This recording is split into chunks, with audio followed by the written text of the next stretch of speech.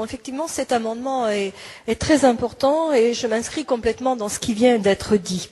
Pourquoi? Parce que d'abord, globalement, votre texte est une succession de ruptures d'égalité, égalité intellectuelle, égalité professionnelle, égalité sociale et maintenant financière.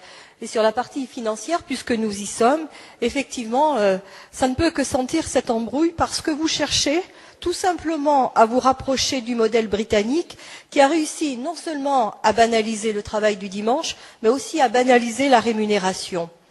Si bien que dans cette mixité de régimes, les premiers perdants, ce sont les salariés du commerce et ceux des zones touristiques.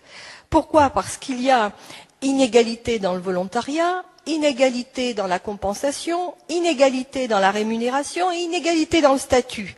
Franchement, ces inégalités ne sont pas logiques.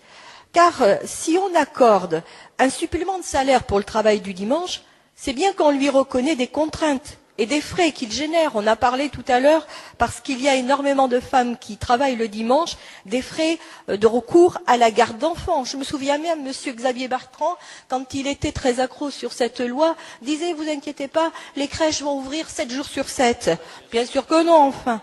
Renonciation aussi à des activités. Revenez tout simplement à une égalité de traitement et à une égalité de compensation.